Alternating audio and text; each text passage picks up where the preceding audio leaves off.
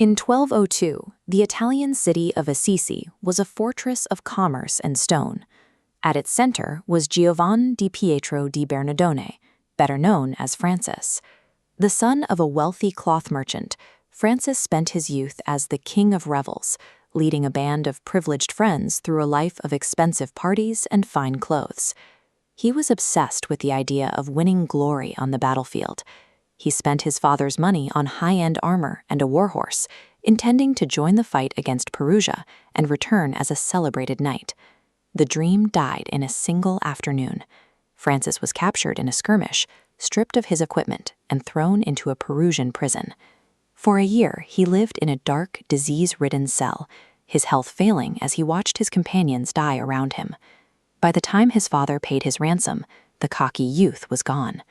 The trauma of the dungeon and a long, feverish recovery left him looking at the wealth of Assisi with a sudden, sharp clarity. The armor and status he once craved now seemed like a hollow trap. The change manifested on the road outside the city. While riding, Francis encountered a leper, a man whose physical appearance usually filled him with deep revulsion. This time, Francis didn't turn away. He dismounted, walked toward the man, and embraced him, giving him every coin he carried.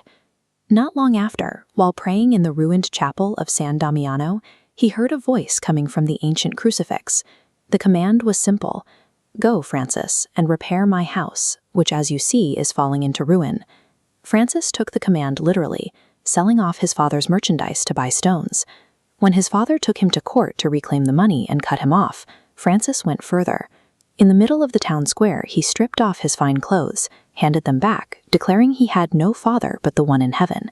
He replaced his silk robes with a coarse peasant's tunic tied with a piece of rope. He called this new life Lady Poverty, vowing to live without property, without money, or the legal protections of wealth. In a feudal world where land and titles were the only measures of a man, Francis had made himself impossible to categorize.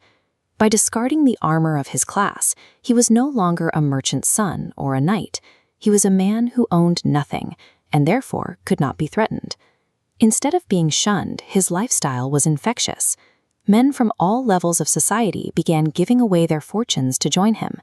They called themselves the Friars Minor or the Lesser Brothers, because they refused to hold power over anyone.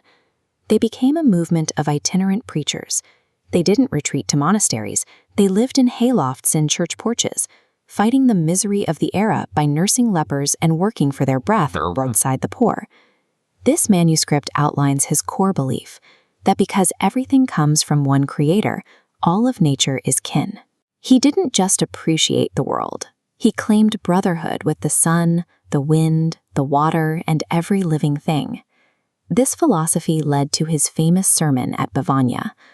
Finding a flock of birds in the trees, Francis spoke to them with the same gravity he used with people, thanking them for their freedom and reminding them of the divine care that provided their food and feathers. He was proving that true influence doesn't come from a position of dominance. By removing the barriers of status and fear, he found he could connect with the world in a way the armored knights of his youth never could. Around 1220, the mountain town of Gubbio was a place of extreme tension. The citizens were so terrified of the countryside that they lived as prisoners within their own fortified walls, refusing to leave the walls without heavy weapons. A massive, starving wolf was hunting outside the gates. It had moved beyond livestock, attacking and killing the people of the town. Those who had tried to kill it with spears and swords had only been slaughtered by its teeth. Francis arrived and did the one thing the town wouldn't. He walked out the gate alone and unarmed. He stepped into the woods and waited for the predator to show itself. When the wolf charged with its jaws open, Francis didn't run. He made the sign of the cross and called it Brother Wolf, commanding it in the name of Christ to stop its violence. The beast slowed, closed its mouth, and lay down at his feet like a dog. He brokered a peace treaty right there. He realized the wolf was killing out of hunger, so he led it back into town and made a pact. If the townspeople fed it daily, it would never harm them again. The citizens agreed, and the threat vanished. For 2 years, the wolf lived among the people, walking through the streets and eating from their hands. Francis had demonstrated that a posture of peace could disarm a deadly force far more effectively than an army. Francis took that same conviction into the bloodiest conflict of his time. In 1219, he arrived at Damietta, Egypt, where the Fifth Crusade was in full swing. Christian and Muslim armies were locked in a brutal cycle of slaughter and siege. He decided to end the violence through dialogue. Francis walked straight across the no-man's land, moving through the smoke and embers of an active battlefield, until he reached the enemy camp. He was arrested as a spy and brought before the Ayyubid Sultan, al-Malik al-Kamil. Most Europeans of the time viewed the Sultan as an inhuman enemy, but Francis saw only another man. The Sultan, impressed by the friar's courage and evident devotion, invited him to stay. For 20 days, the two men discussed prayer and spirituality in the middle of a war zone. When Francis left, the Sultan granted him safe passage and a gift, an ivory trumpet that is still preserved in Assisi today. While the war continued, Francis had proven that respect was more powerful than a crusade. He had crossed the most violent border on earth and returned not with a victory, but with a friendship.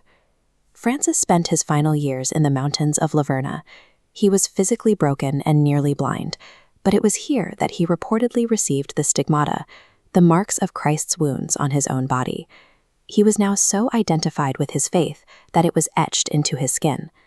As he felt the end approaching in 1226, he requested to be laid naked on the bare earth for his final moments. He wanted nothing between himself and the ground, returning to nature as he had lived, without a single possession. His impact was immediate. The handful of beggars he started with had grown into a global movement that was rapidly expanding across continents, transforming the medieval church from the inside out.